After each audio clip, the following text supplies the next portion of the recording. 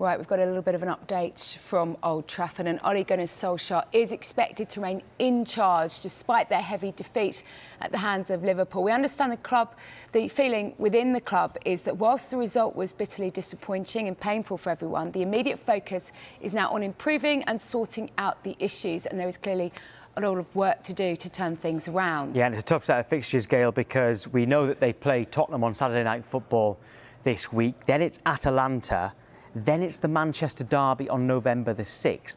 And we're told that despite poor results and huge external speculation, there is no suggestion from the club that Solskjaer's job is under threat at this point. Remember that Sky in Italy are reporting that the former Chelsea manager Antonio Conte has been in contact with Manchester United about taking over should they decide to make a change. However, it's our understanding there has been no contact between the two parties. Right, we can get more on this now and speak to United We Stand editor Andy Mitten. Andy, good morning to you. I know it probably hasn't been a good couple of mornings for you recently. I appreciate that. There has been lots of speculation surrounding Solskjaer's job. That information was just into us now. What have you been hearing? I got told yesterday that he wasn't going anywhere at the moment. There's a lot of disappointment about the results, quite obviously. Results have got to improve, but the talk of him being sacked immediately was incorrect. And my sources for that were very good ones. And other people are saying that now. So clearly that other people are hearing that as well. There's obviously disappointment about the very poor results, the poor performances from Manchester United at the moment. And among United fans, I mean, I was in the ground on Sunday. I spoke to fans before and after the game. The mood is really, really grim. That wasn't a one-off. Manchester United conceded 4 goals the previous week against Leicester City. Performances have been poor. Results have been poor. And it's a surprise because Ole did really well to get the team to second last year, in my opinion. And when Cristiano Ronaldo came in with Rafael Varane and Jadon Sancho, expectations rose. And I don't think it was unreasonable for them to rise, given that Manchester United have been getting better, given the quality of those players. So it's been a surprise at the slump in form. And if I repeat Manchester United 0, Liverpool 5, part of my brain just won't take that in. When I woke up on Monday morning, I was thinking, did that really happen? And it did happen, and it was horrific. And credit to the United fans who carried on supporting their team throughout, but it's just nowhere near good enough for a team of United stature, especially one with the squad as strong as it is. But my firm understanding is that United have got no immediate inclination to sack Ole Gunnar Solskjaer. I'm sure you've seen many of the papers this morning, though, Andy, the leaks that seem to be coming out, players unhappy. They've still got a good relationship with Ole, but the trust seems to have gone in terms of selection and tactics. So that becomes untenable, does it not? I think some of the players should look at themselves first before talking to other people. They've been performing poorly. When a football team loses, everyone's unhappy. Players who aren't selected, they're unhappy as well. That will never change. Players speak to their agents and journalists get information, and I do exactly the same. I've written about Manchester United for 32 years. I know a lot of people there, and the manager's the one who gets the most scrutiny, and with good reason, because he's the manager and he accepts that. The pressure will never go away. The pressure at the moment is intense, and that's because Manchester United's results and performances have been so poor. My understanding is that the players like Ole. Clearly, they're disappointed when results and performances are like they are. The only thing that can change that is for Manchester United to start winning games again. It's going to be difficult because there's a very tough run of fixtures coming ahead. And each of the players has their own, seeing it from their own viewpoint. I don't think you can look across all 20 players and say every single one of them is not having the manager, because that's certainly not my understanding of things. We go back 3 or 4 weeks and there was relative harmony at Manchester United, and that's partly because Ole Gunnar Solskjaer did such a good job in getting rid of players he considered to have a negative influence in the dressing room. But now we speak in a slump, and through the prism of everything being so negative, and the mood's obviously very different. The only thing that can change that mood is United winning matches. So, OK, we understand he's not under immediate threat right now, or his job isn't. How much of that is helped by the fact that he is actually a club legend? And it does make it more difficult to change manager when that is the case. I think Ole's been losing support from fans in recent weeks, even the more sensible fans, in my opinion. You've always got this online rage. When Manchester United are not leading 4-0 after 5 minutes, you've got this online rage. And that is the noise that the club try to ignore. But when I see what I'd call moderate fans, sensible fans, people I've seen who go into games for years and years, and they have doubts, that becomes more of a worry. And I noticed that when Louis van Gaal's support from the fans started to slip, and that went over a couple of month period. Jose Mourinho, it started to go after United were knocked out of the Champions League by Sevilla, and it slid for 7 or 8 months until he was dismissed in the December of 2018. Ole can get it back. It's going to be very difficult, but he could. If Manchester United won the next 10 matches, support would rise again. You're like a politician. But at the moment, I would say it's at its lowest ever ebb. I'd say that he feels at his lowest ever ebb. For a long time, United fans were saying to me, I love Ole, but there's a big but there. So they love him as a player for what he's done, but he's not a player anymore. He's a manager, and he gets that. And he's got to win trophies. And it's a big disappointment not winning the Europa League last year, because that would have been a mark of progress.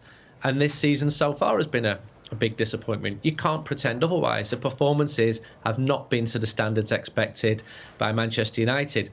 Look at the top quality players there.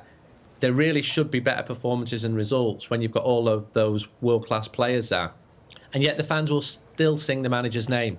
I spoke to Jose Mourinho, to David Moyes, to Louis van Gaal. They all appreciated the support inside the stadium. That alone is not going to be enough if results continue to be bad as they are. You would hope, and this has happened before, Ole's been cornered, his team have come out fighting, they've got good results. But more of it is on him now because he's nearly been in the job for 3 years. Expectations are higher on him. He can't turn around like he could after 6 months and say, this isn't my team.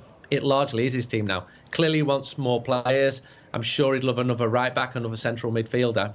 But there's a very gifted bunch of players there at Manchester United right now. Yeah, it's unbelievable, isn't it? Defeat number 38 under Solskjaer since he took charge. Look, if things continue to go in the way that they have done, there will, I guess, come a change. One of the names being linked to the job already is Antonio Conte. Is he the sort of manager you would like to see at Old Trafford? I don't know him well enough because I've not followed his career closely enough. And you always have a grass is greener option where you hear some United fans saying things like, give him a crack. The reality is, I've spoke to someone who's played under Conte, who knows him extremely well, and he said, he'll win your trophies, and then after a year or two, it will all blow up because he's so intense, and that's what happens. What United's experience post-Ferguson has been is of managers coming in and saying they need to change, they need to bring 5, 6, 7 new players in. So while Ole might say right now with good reason, this club is in a better place than when I arrived, the next manager, should there be one, will probably see it completely differently.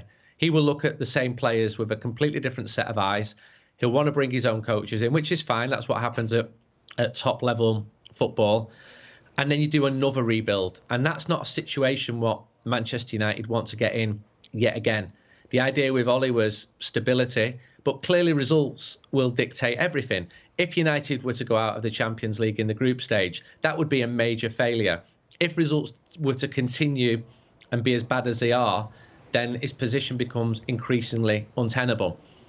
Fans leaving the ground on Sunday, one of them came up to me and just said he's got to fall on his sword now. And he wasn't an idiot. This is someone who spent 30 years following Manchester United around the world. And he was almost resigned when he was saying that to me. But that is how the feeling is at the moment. You say Conte. I think Manchester United would still be a very attractive job to a lot of managers. I think the best managers in the world are currently employed You've got Pep Guardiola at Manchester City. If he fancies a step up and moving across, he's already living in Manchester. You've got Jurgen Klopp, a man once described to me as a genius by Ed Woodward. That was when he was at Dortmund. Again, he might fancy a step up, but he seems quite settled where he is at the moment. And you've got Tuchel at Chelsea, who's made them European champions. Clearly, he's a hugely gifted manager. There are others around the world. Luis Enrique is someone I spoke to a lot of times, but he's a current Spain manager. He did a fantastic job at Barcelona. There's always a grass is greener option, and once upon a time that was Sven-Göran Eriksson. He was going to Manchester United. That was all agreed, and then Sir Alex Ferguson changed his mind. So I think the first thing is with Ole, he will be given a chance, rightly or wrongly. He will be given a chance to improve results. United's view is we've had blips before. Clearly, it's not a good position to be in, but he has come back out of them. The season is still young. United would have gone a point behind Liverpool had they won on Sunday. United were miles off winning on Sunday. Let's not pretend that this Manchester United team looks as good as Liverpool at the moment. But the club do not want to be knee-jerk. That is their view on this. Right, Andy, I've got one final question. We're going to have to be quick on this one, all right? I'm going to give you 4 scenarios and you choose one, OK? Or what do you think would be the most popular with the Manchester United fans? You can keep Ole Gunnar Solskjaer. You can bring in a big name like you've done with Van Gaal and Mourinho. You can bring in someone who's maybe worked their way up, like I suppose you did with David Moyes, and there are others out there now. Or someone maybe more of a rookie, and to use a bit of alliteration, there's someone like Rooney, or promoting Carrick or something like that. So there are your 4 scenarios. What do you think would go down well with the Manchester United fans right now?